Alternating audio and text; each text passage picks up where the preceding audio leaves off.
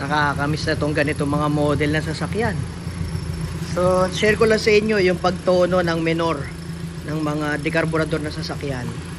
So ang minor niyan, merong minor para sa hindi naka-aircon at merong isang adjustment ng minor para do sa pag naka-aircon na. So unang-una, hanapin ninyo yung malaking tornilyo.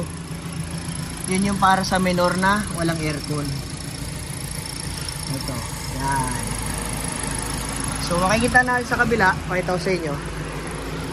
Huwag yung pansinin yung maingay na parang kuliglig ha. Ito lang yun, nagbabibrate lang. Tsaka ito.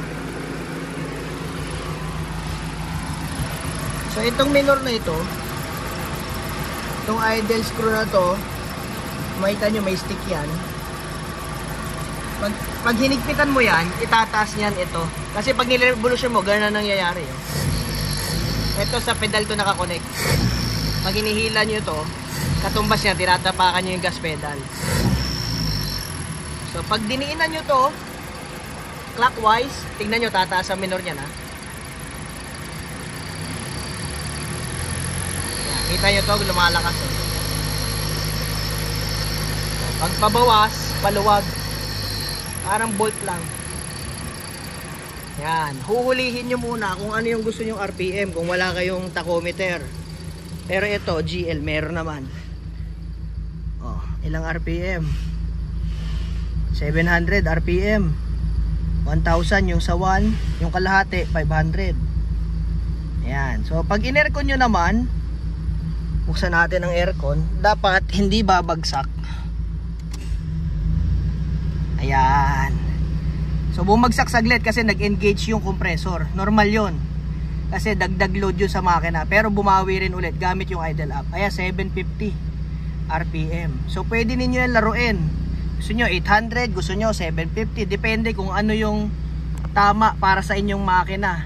Kasi may ibang makina, mga luma na engine support, pag si 700 nyo makatal na. Palitan nyo yung engine support pag ganun. O kaya kailangan may lilinisin kayo karburador, tatiming nyo sa distributor.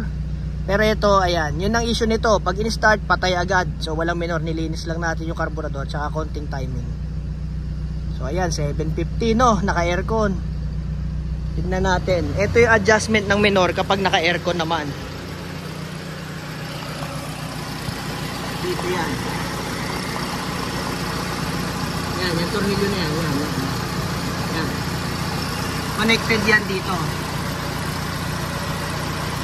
So pag yan naman ay niluwagan ninyo itong tornilyo, pababa rin ang minor. Parang yung sa kanina din.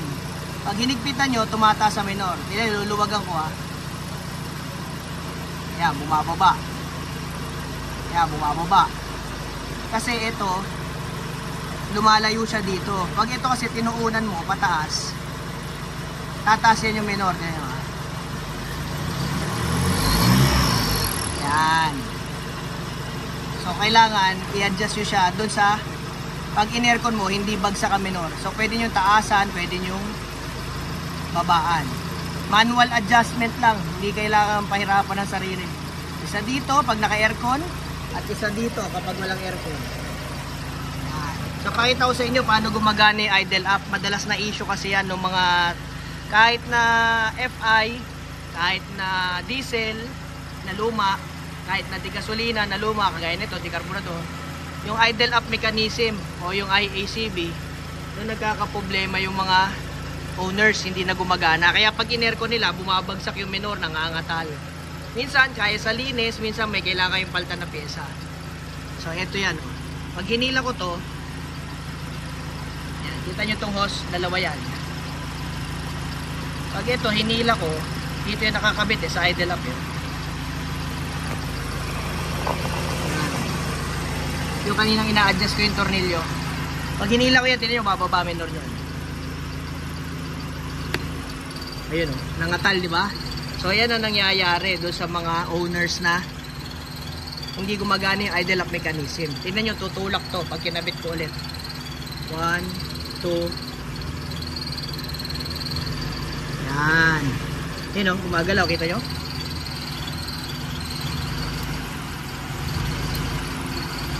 Napakahalaga po nun, yung napakaliit na tulak na yun. Kasi pag yun ay hindi tumulak, ganito mangyayari sa minor ninyo. sobrang vibrate. Yan. Ito yung maingay. Lagi yan sa Corolla. Nagbabibrate. Pwede nyo yan lagyan ng goma. Kasi naluluma yung goma nito. Iba, electrical tape. So, pakita ko sa inyo ang menor ng naka-aircon at sira yung idle up. Yan o. 400 RPM halos. 450. Pero pag pinatay nyo ang aircon, okay yan. Kasi hindi naman niya kailangan yung tulak na yun eh. Yan. So, bumalik na siya ulit sa 700 kagaya kanina. Okay?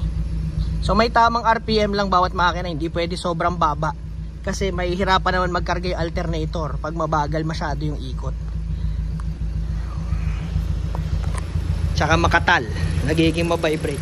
So, sa 700, itong makina na to, okay na okay pa. Kabit lang natin ulit yung idle up, yung hose.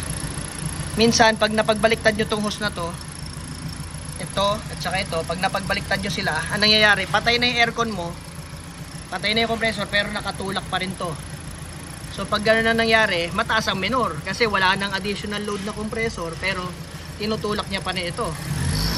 So gagawin nyo to, pag babaliktarin nyo lang yung dalawang hose. Sana nasundan nyo mga kaibigan. Ulitin nyo na lang yung video pag hindi nyo na-gets, no? Pero basic lang po yun. Basic knowledge para sa mga nakadekarburador at saka yung mga lumang diesel. Yan. Yan madalas may mga ganyang pyesa yun. Tumutulak or humihila kapag kailangan ng additional na puwersa kapag dumagdag yung compressor. O, yun lang po. Thank you.